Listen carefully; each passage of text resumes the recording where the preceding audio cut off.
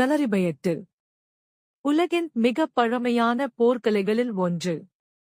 இதன் பிறப்பிடம் இந்தியாவின் கேரளா மாநிலம். நூற்றாண்டுகளாக இந்த கலை வீரர்களை உருவாக்கி வருகிறது. களரியில் முதலில் தொடங்குவது உடல் தயாரிப்பு பயிற்சி. ஒவ்வொரு தசையும் நெகிழ்வாக மாறும் வரை கடுமையான பயிற்சி நடைபெறும்.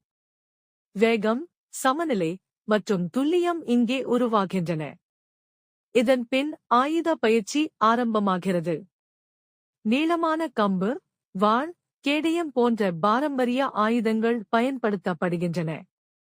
ஒவ்வொரு அசைவும் உயிரைக் காக்கும் நுட்பமாக மாறுகிறது. இரு வீரர்கள் நேருக்கு நேர் மோதும்போது அது ஒரு சாதாரண சண்டை அல்ல. அது வேகம், கணிப்பு, கட்டுப்பாடு ஆகியவற்றின் போராட்டம். களரி குருக்கள் இந்த கலையை ஒரு போராக மட்டும் கற்றுத் தரவில்லை. அதை ஒரு வாழ்க்கை முறையாகவே போதிக்கிறார்கள்.